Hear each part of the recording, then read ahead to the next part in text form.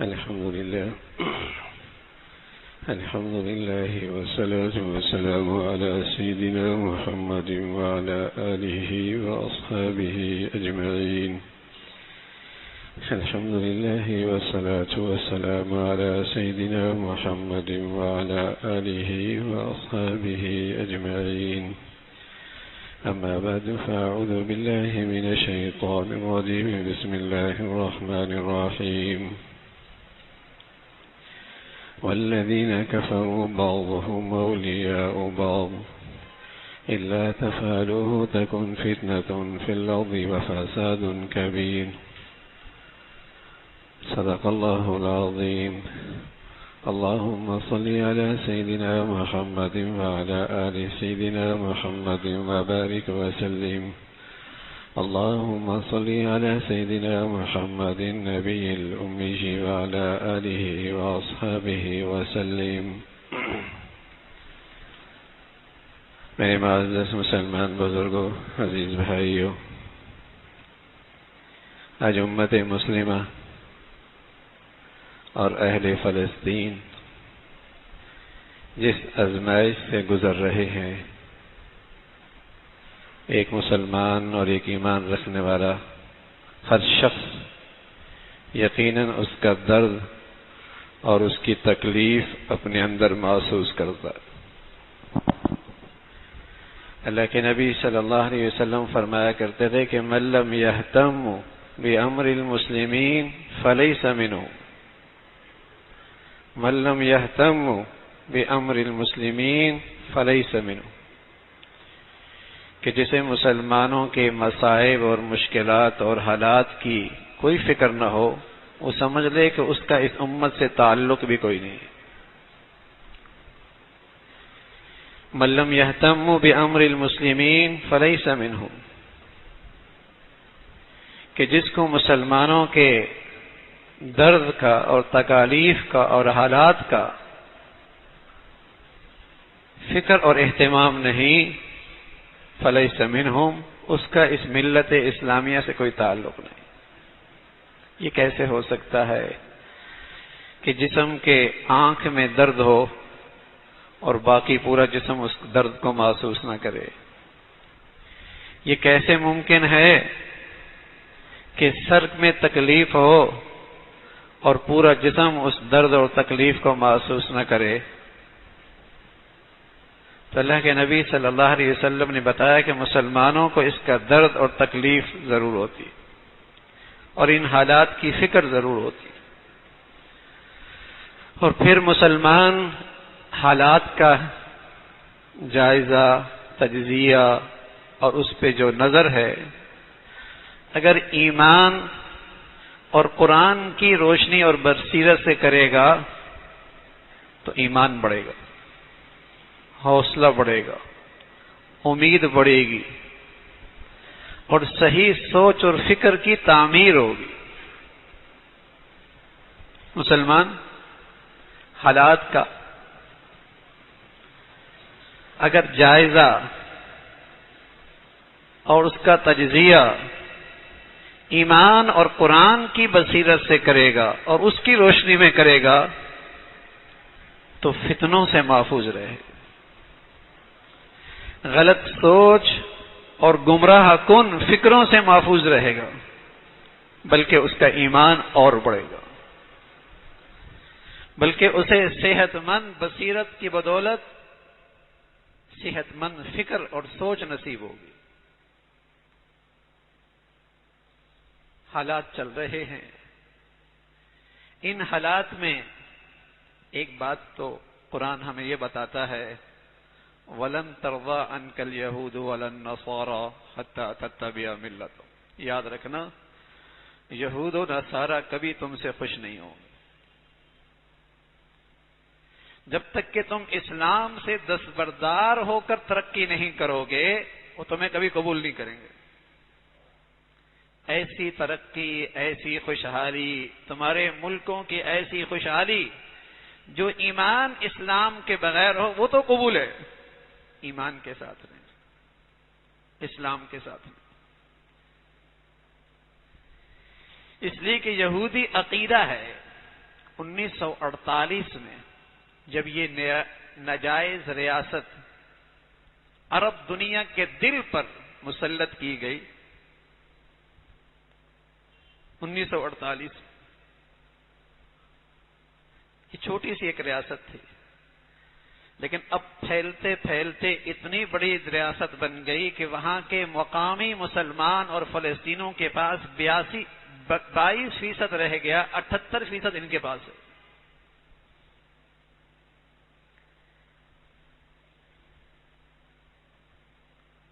عجیب دنیا ہے اور عجیب دجالی میڈیا ہے، جو دوسروں کی زمین پہ قبضہ کرے وہ دہشت گرد نہیں، جو اپنا حق لے وہ آج دہشت گرد ہے۔ یوکرین اپنی زمین کا تحفظ کرے تو اسے حق حاصل ہے، مسلمان اپنی زمین کا حق کی آواز بلند کریں تو یہ دہشت گرد اور دہشت گردوں کی حمایت۔ عجیب الٹی گنگا بہتی ہے۔ یہ ریاست بڑھتے بڑھتے مسلط کی گئی عرب دنیا مسلمانوں کے دل پر، اس وقت اس کے پاس 78% حصہ ہے اور مسلمانوں کے پاس 22% حصہ ہے۔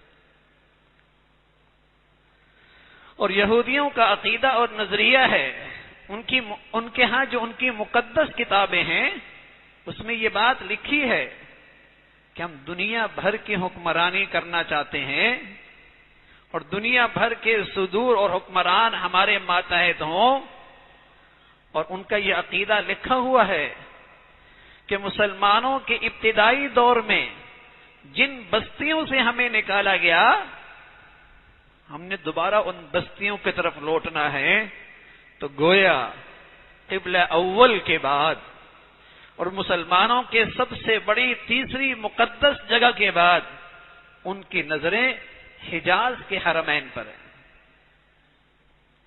ان کی نظریں حجاز کے حرمین پر ہیں۔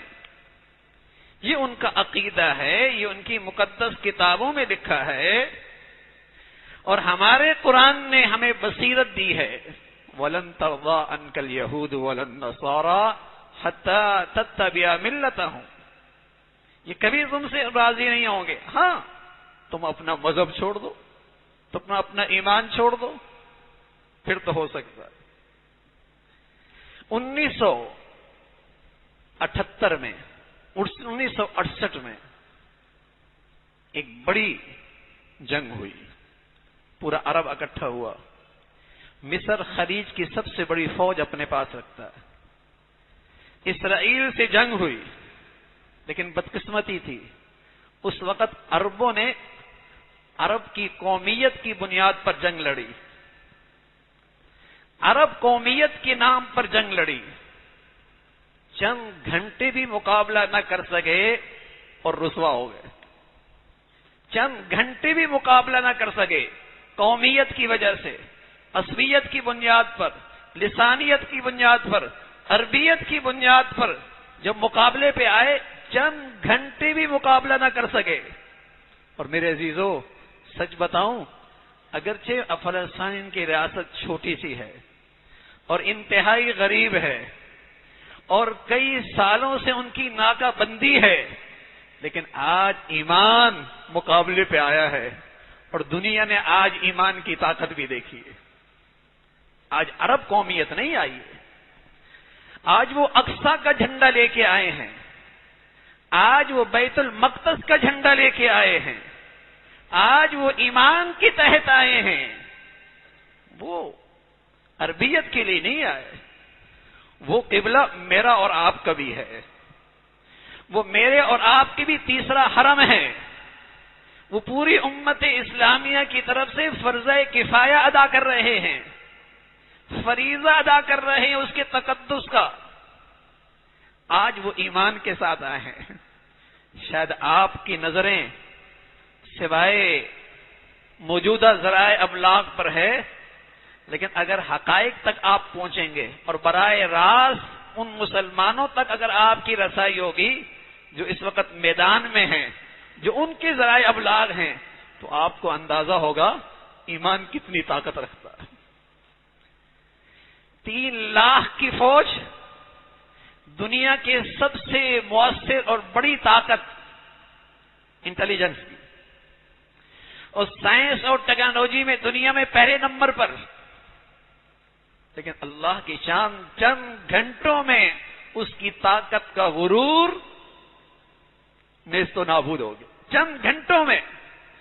اور کس انداز سے مسلمان آئے، کوئی سمندر سے آ رہا ہے، کوئی فضاؤں میں آ رہا ہے. ایمان بڑی طاقت ہے.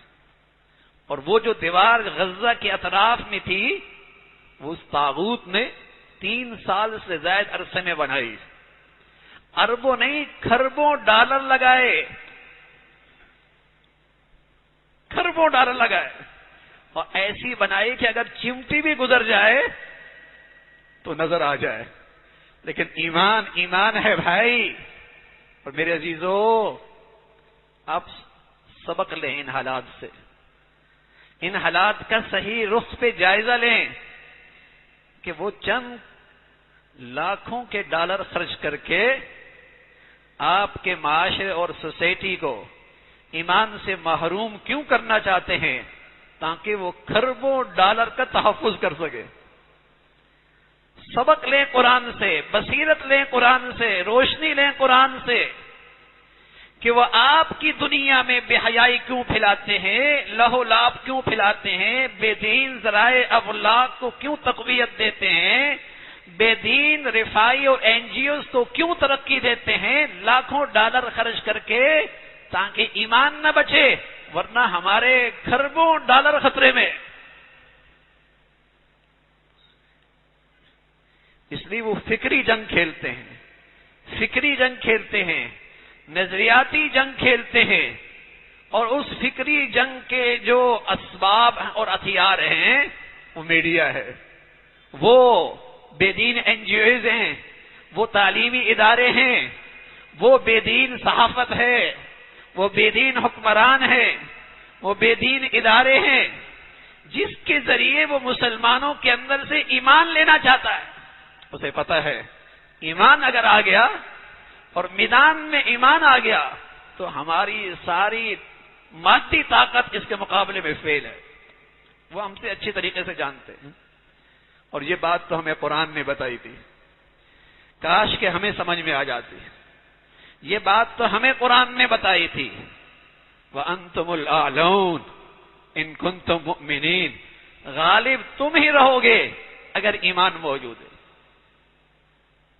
غالب تم ہی رہو گے اگر ایمان موجود ہو. وَكَانَ حَقًّا عَلَيْنَا نَصْرُ الْمُؤْمِنِينَ. ہماری ذمہ داری ہے ہم مسلمانوں کی مدد کریں، ایمان والوں کی مدد کریں، یہ ہمارے اوپر لازمی ہے. وَمَن نَصْرُ إِلَّا مِنْ عِنْدِ اللَّهِ الْعَزِيزِ الْحَكِيمِ. مدد اور نصرت اللہ کی طرف سے آتی ہے.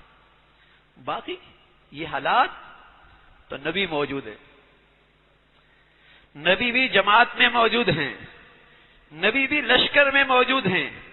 اذ جاءتکم جنود فارسلنا علیہم ریحا وجنودا لم تروها اذ جاءوکم من فوقکم ومن اسفل منکم واذ زاغت الابصار وبلغت القلوب الحناجر وتظنون باللہ الظنون. نبی بھی موجود ہے. پورا کفر اکٹھا ہو کے آ گیا. اللہ کی شان، ایک چھوٹی سی ریاست اور غریب ریاست، اور آج ساری دنیا کی طاقت اس کے ساتھ کھڑی ہے. یہاں بھی ایسا ہی ہوا، مدینہ کی چھوٹی سی ریاست اور سارا کفر سمٹ کے آ گیا. حالات کیا بنے؟ فرمایا مسلمانوں کے حالات یہ بنے، ایسا لگتا تھا دل منہ کو آ رہا ہے. وَإِذْ زَاغَتِ الْأَبْصَارُ. آنکھیں کھلی کی کھلی رہ گئی. وَبَلَغَتِ الْقُلُوبُ الْحَنَاجِرَ. دل منہ کو آنے لگا. وَتَظُنُّونَ بِاللَّهِ الظُّنُونَ. تم اللہ کی مدد کے بارے میں عجیب و غریب خیال کرنے لگے. کب آئے گی اللہ کی مدد؟ نبی موجود ہیں، اس جماعت میں اللہ کے نبی موجود ہیں، اس لشکر میں موجود ہیں، لیکن جھنجھوڑے گئے. ایمان والے جھنجھوڑے گئے. ایمان والوں پر آزمائش آئی، ایمان والوں پر امتحان آیا. لیکن اہل ایمان نے اپنی مدد اور نصرت اللہ کی اپنی آنکھوں سے دیکھی. لقد نصرکم اللہ فی مواطن کثیرہ ویوم حنین اذ اعجبتکم کثرتکم فلم تغن عنکم شیئا وضاقت علیکم الارض بما رحبت ثم ولیتم مدبرین. نبی موجود ہیں، حنین کا واقعہ ہے، نبی موجود ہیں. فرمایا زمین اپنی وسعتوں کے باوجود تم پہ تنگ ہو گئی، تم پیٹ پھیرنے لگے، اللہ کی مدد آ گئی. ہاں میرے عزیزو، امتحان ایمان کے ساتھ بھی ہوتا ہے. امتحان آزمائش مخلص ایمان والوں کے ساتھ بھی آتی ہے. لیکن اللہ کریم کہتے ہیں ایمان والوں پر جو آزمائش آتی ہے وہ اس لیے آتی ہے کہ میں نے شہادت کا سب سے اونچا مرتبہ دوں. اس لیے کہ شہادت سے بڑا ایمان والے کے لیے اور کوئی مرتبہ نہیں ہے. اس لیے کہ اللہ کے نبی دعا کیا کرتے تھے، یا اے اللہ وددت ان اقتل فی سبیل اللہ ثم احیا ثم اقتل ثم احیا ثم اقتل. اے اللہ میری چاہت ہے مجھے شہادت ملے، پھر زندگی ملے، پھر شہادت ملے، پھر زندگی ملے، پھر شہادت ملے، پھر شہادت ملے. ہاں میرے عزیزو، مسلمانوں میں بزدلی کب آتی ہے؟ مسلمانوں میں کمزوری کب آتی ہے؟ مسلمانوں میں بزدلی کب آتی ہے؟ مسلمانوں میں کمزوری کب آتی ہے؟ حب الدنیا و کراہیت الموت. حب الدنیا و کراہیت الموت، جینے کا شوق، دنیا پرست، یہ بزدلی ہے. یہ وجہ ہے بزدلی کی، یہ وجہ ہے مسلمانوں کی ناکامی اور ذلت اور پستی کی. ایمان، بہادری اور شجاعت، یہ تو مسلمانوں کو عروج دیتا ہے، عزتیں دیتا ہے. ہمارے آباء و اجداد ہی نے تو کارنامہ سر انجام دیا تھا. قیصر و کسریٰ کا غرور، قیصر و کسریٰ کا غرور کیسے خاک ہوا؟ کیا چیز تھی ان کے پاس؟ کیا ان کے پاس وسائل بہت تھے، اسباب بہت تھے، ٹیکنالوجی بہت تھی؟ جتنا تھا میدان کے ساتھ آئے، میدان میں آئے، لیکن ایمان کے ساتھ آئے، لیکن ایمان کے ساتھ آئے، قربانی کے ساتھ آئے. اللہ کی خاطر سب کچھ قربان کر دیا. اللہ کی رضا پانے کے لیے ہر چاہت قربان کر دی. اپنی زندگی میں اس ذات کا لحاظ رکھا. کیا روم کی طاقت تھی، کیا کسریٰ کی طاقت تھی، کیسی زمین سے نیست و نابود ہوئی. اللہ آج بھی وہی ہے. وہ ذات آج بھی بڑی قوی ہے، لیکن اس قوی ذات سے میرا تعلق قوی ہو جائے نا. وہ ذات آج بھی بڑی طاقتور ہے، اس طاقتور ذات سے آج میرا تعلق بھی مضبوط ہو جائے، اس کی مدد آج بھی اترنے کے لیے تیار ہے. تو میرے عزیزو، وہ خوش نصیب لوگوں نے تو اپنا ایمان دنیا کو دکھا دیا، دنیا کو دکھا دیا ہے کہ ایمان بڑی طاقت ہے. کوئی خوف نہیں، کوئی دبدب، کوئی مرعوبیت نہیں. اور دوسری طرف دیکھیے، آج طاغوت پوری دنیا میں کانپ رہا، خوف زدہ ہے، ساری طاقتیں لے کے آ گئے. ورنہ اس ایک ملک کی طاقت ہی کافی تھی، وہ بھی لے کے آ رہا ہے، وہ بھی لے کے آ رہا ہے. تو لیکن میرے عزیزو، سبق لو ان حالات سے، تجزیہ کرو ان حالات کا صحیح. گمراہی سے محفوظ رہیں گے، لیکن ان حالات کا صحیح جائزہ اور صحیح تجزیہ دجالی میڈیا سے نہیں، قرآن کی روشنی سے، اپنی نبی کی زندگی سے، قرآن کی روشنی سے، نبی کی زندگی سے لیجیے تو اندازہ ہوگا کہ یہ حالات اللہ کی توفیق رہی اور مدد رہی تو ان مسلمانوں نے مسلمانوں کو نئے سرے سے زندگی دے دی. فلسطین کے مسلمانوں نے اپنی قربانی سے، اپنی شہادتوں سے پورے عالم اسلام کو ایک نئی زندگی دی ہے. جو مسلمان مرعوب تھا، دبدبے کا شکار تھا، بزدل ہو چلا تھا، خوف بیٹھا ہوا تھا، جہاں ذرا سا بھی ایمان تھا اس کے اندر ایک تازگی آ گئی. ایمانی تعلق زندہ ہو گیا، ایمانی رشتہ زندہ ہو گیا. ہمارا فلسطین سے کیا تعلق ہے؟ کوئی زبان کا ہے، کوئی رنگ کا ہے، کوئی زمین کا ہے، کوئی جاگیر کا ہے، ایمان کا رشتہ ہے. آج کفرستان کا مسلمان بھی ان کی حمایت کے لیے کھڑا ہے. آج کفرستان کا مسلمان بھی ان کی حمایت کے لیے کھڑا ہے. کیوں؟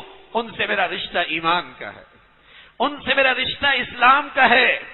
اور دنیا کفر اور طاغوت کے لیے یہ سب سے بڑا خطرہ ہے کہ مسلمان ایمان اسلام کے لحاظ سے ایک دوسرے کی حمایت میں کھڑا ہو جائے تو اس کی موت کا پیغام ہے. وہ تو ہمیں تقسیم کر چکا تھا، وہ تو ہمیں ٹکڑوں میں بانٹ چکا تھا، اس نے تو ہمیں قومیت میں، وطنیت میں، جغرافیوں میں تقسیم کر رکھا تھا، اس نے تو ہمیں ذات پات فرقوں میں تقسیم کر رکھا تھا. لیکن آج ان مسلمانوں کی قربانیوں کا نتیجہ ہے کہ اسلامی دنیا کا مسلمان اور کفرستان میں رہنے والا مسلمان بھی اس کلمے کی نسبت سے ان کے ساتھ کھڑا ہوا. قربانی ہے ان کی. تو میرے عزیزو، ایمان بڑی طاقت ہے. اور اب کو اندازہ ہوگا کہ عالم کفر اور طاغوت ہمارے ملکوں میں کیوں سرمایہ لگاتا ہے، کیوں دولت لگاتا ہے، کیوں لوگ خریدے جاتے ہیں، کیوں ماحولوں کے اندر بے دینی فروغ دی جاتی ہے. ایمان نہ رہے. اس لیے کہ اس ایمان کے ساتھ شجاعت ہے، اس ایمان کے ساتھ جرت ہے، اس ایمان کے ساتھ بہادری ہے. اور سچ بتاؤں، ایمان کے ساتھ موت سے پیار ہے. بتائیے، کسی کو موت اور شہادت سے پیار ہو، ہاں، اس سے وہ قومیں لڑ سکتی ہیں جو موت سے ڈرنے والے، جو موت سے خوف رکھتے ہوں. ہاں، اگر میرے اندر بھی ایمان نہ رہا اور مسلمانوں کے اندر سے بھی ایمان نہ رہا تو پھر وہ بھی موت سے ڈر رہے، ہم بھی موت سے ڈر رہے. پھر ٹیکنالوجی جیت جائے گی، پھر مادیت جیت جائے گی جس کے پاس ہوگی، پھر مادیت جیت جائے گی جس کے پاس ہوگی. لیکن اگر ایمان اگر اس مقابلے پہ آ گیا پھر جیت ایمان کی ہوتی ہے. تو اس لیے میرے عزیزو، حالات کا صحیح جائزہ، صحیح رہنمائی، صحیح تجزیہ ایمان کے روشنی میں کیا کریں. قرآن سے روشنی دیا کریں. قرآن کے روشنی سے ہمت بڑھے گی، حوصلہ بڑھے گا. اور ساتھ اللہ نے کہا وَبَشِّرِ الْمُنَافِقِينَ الَّذِينَ يَتَّخِذُونَ الْكَافِرِينَ أَوْلِيَاءَ مِن دُونِ الْمُؤْمِنِينَ. منافقوں کو خوشخبری دے دو اللہ کے عذاب کی، جو کافروں سے دوستیاں لگاتے، جنہیں یہ خطرہ ہے کہ اگر ان کے خلاف کوئی بات کہہ دی تو دنیا میں ہمارا جینا مشکل ہو جائے گا. وَبَشِّرِ الْمُنَافِقِينَ بِأَنَّ لَهُمْ عَذَابًا أَلِيمًا. ان کے لیے دنیا آخرت میں رسوائی اور ذلت ہے. جو کافروں کے قریب ہیں مسلمانوں سے دور ہیں، کافروں کے ہم نوا ہیں اور مسلمانوں کے دشمن ہیں. ایسے منافقوں کے لیے اللہ کی طرف سے یہ پیغام ہے، ان کے لیے دردناک عذاب ہے. اللہ رب العزت ہمیں ایمان دے اور اہل ایمان کی سچی محبت نصیب فرمائے.